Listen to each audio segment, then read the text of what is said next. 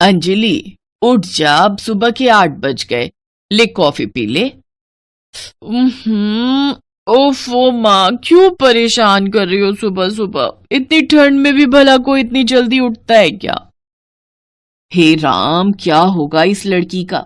इतनी बड़ी ऊँटनी हो गई है, फिर भी हर रोज मुझे ही इसे उठाना पड़ता है। अभी तो तू मायके में है, लेकिन जब ससुराल जाएगी तब तेरी सास तुझे सुबह सुबह ही उठा देगी। मायके में तो तेरे हर काम के लिए तेरी माँ बैठी है, लेकिन ससुराल जाकर तो तुझे ही सब काम करना होगा। माँ, मैं वहां भी ऐसे ही बिस्तर पर पड़ी रहूंगी। घर का काम मेरी सास खुद ही कर लेगी। मैं तो भगवान से प्रार्थना करती हूँ कि मुझे सास भी आपकी तरह ही मिले, जो सारा काम खुद ही कर ले। हाँ हाँ, जब ससुराल जाएगी ना तब पता चलेगा तुझे। अंजलि गहरी नींद में सोकर इन सब सपनों में खोई हुई होती है कि तभी उसका पति अनुज उसे आवाज देते हुए कहता है, अंजलि, अंजलि उठो। और कितनी देर सोगी? जानती हो ना, माँ को चाय नाश्ता सब समय पर चाहिए होता है। अनुज, सोने दो ना मुझे, और ठंड कितनी है, मुझे एक रजाई और ओढ़ा दो। अंजलि, ठंड तो 4-5 महीने तक ऐसे ही रहेगी। इसका मतलब ये नहीं है कि तुम आलस में पड़ी रहो। माँ मंदिर से आती होगी, चलो उठ जाओ। अंजलि तब भी नहीं उठती, लेकिन तभी उसकी सास राजेश्वरी की आवाज उसके कानों में पड़ती है और नई नवेली दुल्हन अंजलि झट से उठ खड़ी होती है और रसोई में जाकर चाय बनाने लगती है और कुछ ही देर में चाय बनाकर अपनी सास को देते हुए कहती है, ये लीजिए माँ जी, गर्मा गर्म चाय। इतनी देर कैसे लगा दी तूने चाय बनाने में? अब तक सो रही थी क्या? माँ जी, क्या करूं, ठंड ही इतनी पड़ रही है कि बिस्तर से उठने का मन ही नहीं करता। ठंड में काम जल्दी नहीं हो पाता। अपनी ये सब दिक्कतें मुझे मत बता। काम तो सारा अपने समय पर ही होगा, चाहे ठंड हो या गर्मी। मेरे घर के जो नियम है वो नहीं बदलेंगे। अब जल्दी से जाकर खाना बना, फिर साफ सफाई करके कपड़े रखे हैं उन्हें धो दे। जी माँ जी। नई बहू अंजलि जल्दी से खाना बनाती है, फिर साफ सफाई करके कपड़े धोने लग जाती है। बाप रे, ये तो बर्फ जितना ठंडा पानी है। मुझसे नहीं धुलते ये कपड़े, लेकिन क्या करूं, नहीं धोऊंगी तो माँ जी गुस्सा करेंगी। एक काम करती हूँ, जल्दी जल्दी धो देती हूँ। अंजलि जल्दी से सारे कपड़े ठंडे पानी से धो देती है। फिर वो अपने पति अनुज से कहती है, अनुज, मेरे लिए एक हीटर ले आओ। ये ठंड झेलना मेरे बस के तो बाहर है। आप प्लीज मेरे लिए एक हीटर ले आइए। वो क्या है ना, मुझे आदत नहीं है घर के काम काज करने की। मायके में तो सब काम मेरी माँ ही करती थी। जानता हूँ अंजलि, ये तुम्हारी पहली सर्दी है। तुम चिंता मत करो, मैं कल ही तुम्हारे लिए हीटर लेते आऊंगा। तभी वहां राजेश्वरी आ जाती है। कोई जरूरत नहीं है बिजली का बिल बढ़ाने की। बहू तू लकड़ियां जला ले, हम भी तो हर साल उसी से काम चलाते हैं। अरे सर्दियां ही तो होती हैं जिसमें हम बिजली बचा सकते हैं। बेचारी अंजलि का जरा सा मुंह हो जाता है। तभी बाहर से सब्जी वाले की आवाज आती है, साग ले लो, गोभी ले लो। राजेश्वरी सब्जी लेने बाहर जाती है कि तभी पीछे पीछे अंजलि भी आ जाती है। माँ जी, सरसों का साग ले लीजिए, मक्के की रोटी के साथ खाने का बड़ा दिल कर रहा है। पता है, मेरी माँ तो सर्दियों में हर तीसरे दिन बनाया करती थी। हाँ हाँ, रुक जरा। ऐ सब्जी वाले, ये साग कैसे दिया? 50 रुपए किलो है माँ जी, ले लीजिए। इतना महंगा? ना बाबा ना। अच्छा, ये मूली के पत्ते, ये कैसे दिए? 10 रुपए किलो है माँ जी। अच्छा, एक काम कर, इसे ही तौल दे 1 किलो। ले बहू, इसे ही साग की तरह बना ले। ये भी तो बढ़िया बनता है और सेहत के लिए फायदेमंद होता है, सो अलग। ऐसे ही कुछ दिन बीत जाते हैं। एक रोज अंजलि अपनी सास से, माँ जी, मेरे पास 2 ही स्वेटर हैं। एक को धोती हूँ तो दूसरा पहनती हूँ। मुझे 2 स्वेटर दिलवा दीजिए। बहू, 2 स्वेटर बहुत हैं। वैसे भी दिल्ली में सर्दी 2 महीने से ज्यादा पड़ती ही कहाँ है अब। और फिर भी तुझे चाहिए तो ले। ये ले ले, मेरी शॉल है। 6 साल हो गए इसे लिए, अभी भी क्या चमकती है, देख तो। इसे रख ले। हद होती है कंजूसी की भी। ससुराल में मेरी पहली सर्दी है और ये मेरे साथ ऐसा कर रही है। अंजलि मायूस होकर अपने कमरे में चली जाती है। फिर ठंड में घर का सारा काम ठंडे पानी से करने पर आखिर में अंजलि को ठंड लग जाती है और वो बीमार पड़ जाती है। लेकिन बीमार होने के बावजूद भी वो घर का सारा काम अकेले ही करती है और फिर जब पानी सर से ऊपर चला जाता है तो रोते हुए अपनी माँ को सारी बात बताती है। शाम को अंजलि की माँ उसके ससुराल आती है। अनुज, बहन जी, ये सब क्या है?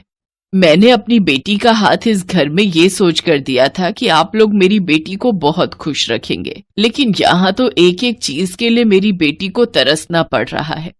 अरे उसकी ससुराल में पहली सर्दी है और उसमें इसके साथ ये सब जो हो रहा है वो अच्छा नहीं हो रहा।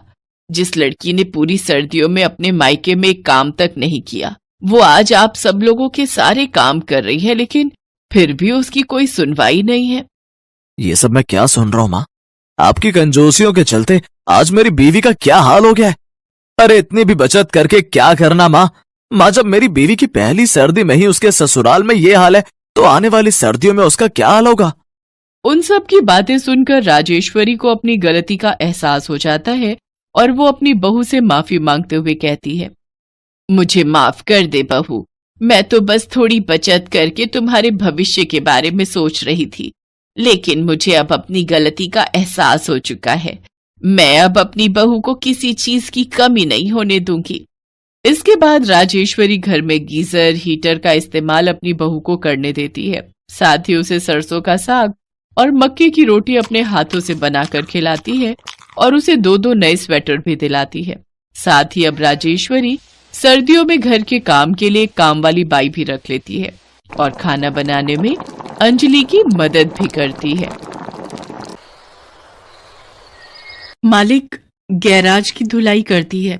ठीक है, ये ले 20 रुपए। हर हफ्ते आकर गैराज की धुलाई कर जाया कर, ठीक है? मालिक 20 तो बहुत कम है। मुझे मुकेश बता रहा था आप उसे 50 रुपए देते थे। मालिक बहुत मिट्टी और धूल जम रही थी, बहुत समय लग गया धुलाई में। मुकेश कौन होता है बताने वाला? क्या करना है क्या नहीं है? करना है तो 30 रुपए में कर ले, वरना मैं कोई और ढूंढ लूंगा। सरिता के लिए वो 30 रुपए भी बहुत कीमती थे। एक गरीब विधवा औरत जो कि अपने पति के जाने के बाद अपनी 3 बेटियों को पाल रही है। सरिता झाड़ू पोछे के काम करके गुजारा करती है।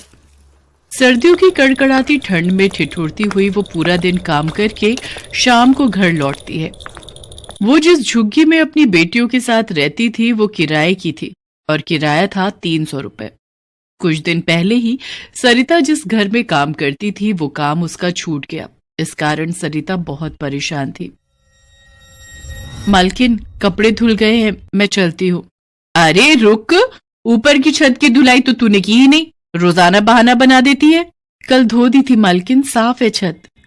नहीं, मुझे कुछ नहीं सुनना, चुपचाप जाकर छत की धुलाई कर।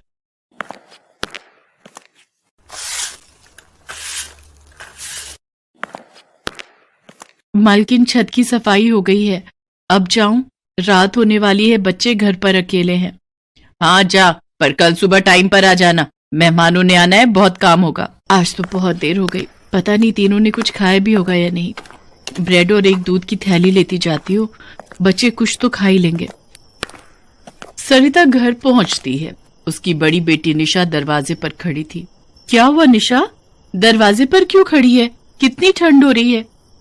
माँ, पूजा की तबीयत ठीक नहीं है, उसे बहुत तेज बुखार है। अरे पूजा, क्या हुआ बिटिया? माँ, बहुत ठंड लग रही है। हे भगवान, तेरा तो बदन तप रहा है, रुक मैं तेरे लिए दवाई बनवा कर लाती हूँ। सरिता पड़ोस में बनी दवाई की दुकान पर जाती है और सारी परेशानी बताती है। दुकानदार सरिता को दवाई की खुराक बनाकर दे देता है। ये ले पूजा, एक ब्रेड का पीस खाकर दवाई ले ले, तेरे को अभी आराम आ जाएगा। मालकिन, मेरी बेटी की तबीयत बहुत खराब थी, मैं इसीलिए नहीं आ पाई। मैं तो कभी भी छुट्टी नहीं करती, ऐसे काम से मत निकालो।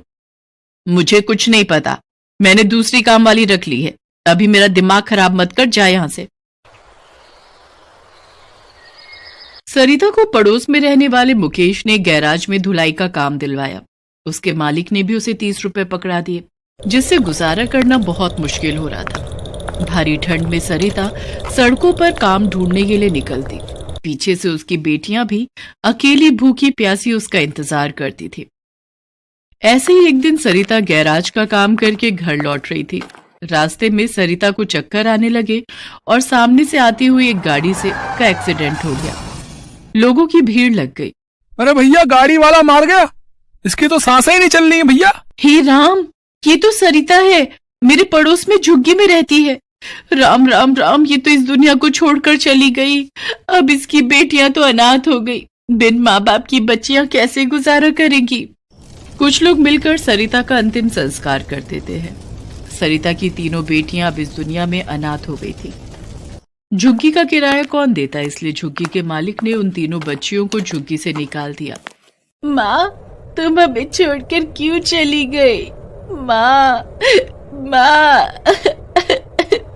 चुप हो जा मीरा, रो मत। दीदी, बहुत ठंड लग रही है। चलो सामने पेड़ के नीचे बैठते हैं, वहां थोड़ी कम हवा लगेगी। पूजा, तू मेरा स्वेटर भी पहन ले, इससे तुझे कम ठंड लगेगी। पर दीदी, आप क्या पहनोगी? आपको भी तो ठंड लगेगी। नहीं पूजा, मुझे ठंड नहीं लग रही। तुम दोनों यहीं पेड़ के नीचे सो जाओ, मैं तुम्हारे पास ही बैठी हूँ। पूरी रात तीनों बहनें 31 दिसंबर की रात ठंड में ठिठुर रही थी। आसपास नए साल की धूम का बहुत शोर था। निशा दीदी, ये पटाखों की आवाज कैसी आ रही है? आज तो दिवाली भी नहीं है। अरे नया साल है कल, इसीलिए लोग नए साल की खुशी में पटाखे छोड़ रहे हैं। लेकिन दीदी, बाहर तो बहुत ठंड है। इतनी ठंड में लोग नए साल पे पटाखे जला रहे हैं। इन्हें ठंड नहीं लग रही दीदी? नहीं, क्योंकि उन सब ने बहुत गर्म स्वेटर और कोट पहने हैं, इसी कारण उन्हें ठंड नहीं लग रही। निशा दीदी, जैसे मैंने 2 स्वेटर पहने हैं। हाँ मेरी प्यारी बहना, पर दीदी आप तो ठंड से कांप रहे हो। अरे नहीं, मुझे ठंड नहीं लग रही। चलो तुम दोनों सो जाओ, मैं भी सो जाती हूँ। निशा पूरी रात बिना स्वेटर के ठंड में कांपती रहती है। अगली सुबह नए साल का पहला दिन था। लोग आ जा रहे थे। आते जाते लोगों की नजरें उन तीनों बहनों पर पड़ रही थी। निशा दीदी, कुछ बोल क्यों नहीं रही है? निशा दीदी, निशा दीदी, दीदी, दीदी, पूजा, निशा दीदी तो कुछ बोल भी नहीं रही है। निशा ठंड से बेहोश हो गई थी। पूजा और मीरा बहुत जोर से रोने लगती है। आते जाते कुछ लोग 2 घड़ी उनके पास रुकते, फिर आगे बढ़ जाते। कोई भी उन बच्चों की सहायता के लिए आगे नहीं आया। तभी कुछ कॉलेज के स्टूडेंट्स वहां से गुजर रहे थे। क्या हुआ बेटा, तुम दोनों रो क्यों रही हो? निशा दीदी कुछ नहीं बोल रही है दीदी, पता नहीं हमारी दीदी को क्या हो गया है। रोहित, मेरा बैग पकड़ो, लगता है ठंड से बच्ची बेहोश हो गई है। हमें इस बच्ची को हॉस्पिटल लेकर जाना होगा। रोहित, जल्दी से कैब बुक करो। सिया, मेरे बैग में एक शॉल होगा, निकाल दे। ये लो तान्या। तान्या, कैब आ गई है। तान्या नाम की वो लड़की अपनी शॉल से निशा को अच्छे से लपेट लेती है और वो सब तीनों बच्चियों को लेकर हॉस्पिटल पहुंचते हैं। डॉक्टर समय पर निशा का इलाज करते हैं और कुछ देर बाद निशा को होश आ जाता है। निशा अपने बारे में बताती है। तीनों बहनों की दुख भरी कहानी सुनकर तान्या और उसके फ्रेंड्स बहुत दुखी होते हैं। तुम लोग चिंता मत करो बच्चों, अब तुम्हें ठंड में यूं सड़कों पर भटकना नहीं पड़ेगा। तान्या के पापा की शहर के एक अनाथ आश्रम में जान पहचान थी। तीनों बच्चियों को अनाथ आश्रम में भेज दिया जाता है, जहां पर उनकी बहुत अच्छे से देखरेख होती है। तीनों बच्चियों की जिंदगी संवर जाती है। अब उन्हें वहां पर पढ़ने, लिखने, खेलने, कूदने को मिलेगा। गर्मी, सर्दी और बरसात के मौसम में सड़कों पर भटकना नहीं पड़ेगा। उन युवाओं की बदौलत आज सरिता की तीनों अनाथ बेटियों को एक परिवार मिल जाता है। अपने जैसे बहुत से बच्चे मिल जाते हैं जो वक्त और गरीबी के मारे हुए हैं, जो इस दुनिया में अनाथ हैं। निशा, पूजा और मीरा तीनों बहनें मिलकर अब उसी अनाथ आश्रम में सबके साथ रहने लगी।